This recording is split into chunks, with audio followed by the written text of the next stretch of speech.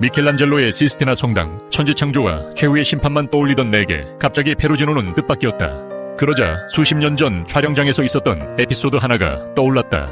전업주부가 우연히 쇼핑을 하다 광고 기획사 사람에게 눈에 띄어 달이 모델이 되면서 이전의 평범한 일상이 뒤죽박죽 되는 이야기였다. 그런데 촬영 현장에서 벌어지는 일은 이야기보다 조금 더 복잡했다. 감독은 여주인공의 촬영이 끝나면 오늘 촬영 다 했으니 먼저 들어가 라고 하고 나와 눈짓으로 교신했다.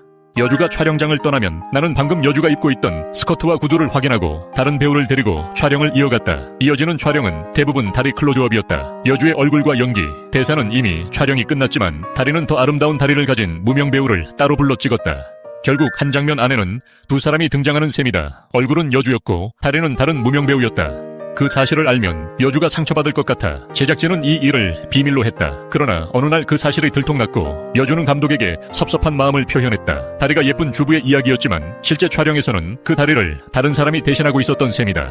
나도 묘한 혼란이 있었는데 여주나 무명 배우는 또 어떤 생각이 오갔을까? 그때를 떠올리면 요즘의 AI 영상과 몽타주되는 묘한 혼란을 느낀다.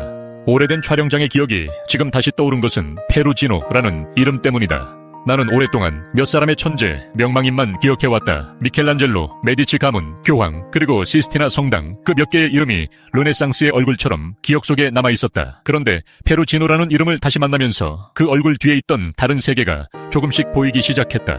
페루지노는 이탈리아 움브리아 지방의 작은 도시 페루자에서 가난한 어린 시절을 보냈다고 한다. 어린 시절 그는 마을에 있던 어느 화가의 작업실을 드나들며 화가의 꿈을 꾸었다. 그 화가는 특별히 유명한 사람도 아니었고 작품도 거의 남아있지 않은 무명화가였을 것이다.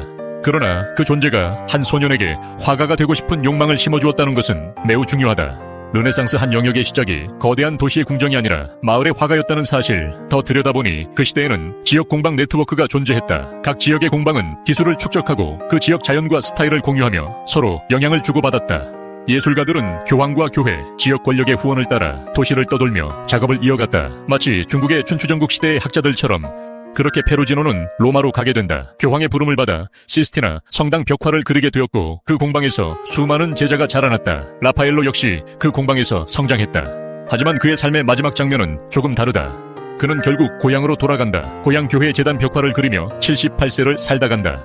그 사이에서 미술의 시대는 조금씩 바뀌고 있었다. 미켈란젤로는 그의 그림을 보며 예술을 모르는 자라고 악담을 했고 페루지노는 명예훼손으로 미켈란젤로를 고소했다. 그리고 교황 권력의 변화 속에서 시스티나 성당의 제단벽은 새롭게 장식된다.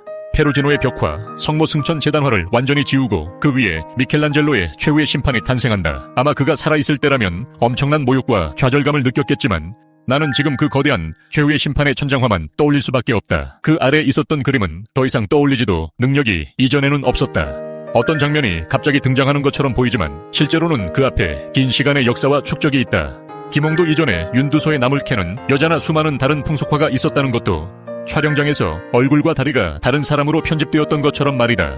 관객은 여주의 얼굴을 기억한다. 그러나 그 장면 속 다리가 누구의 것인지는 당연히 물을 수 없다. 그 다리는 보이지 않는 노동이 되고 보이지 않는 존재이기 때문이다. 르네상스의 역사 역시 비슷한 방식으로 편집된 것이다. 대개는 페루지노보다는 미켈란젤로의 이름만 기억한다. 그것도 몽타주라면 몽타주다. 그러나 그 얼굴이 등장하기까지 수많은 지역 화가들의 공방, 기술, 협업, 후원이 있었다는 사실은 쉽게 잊는다. 역사 역시 하나의 통일된 서사를 만들기 위해 많은 것을 편집해버린다.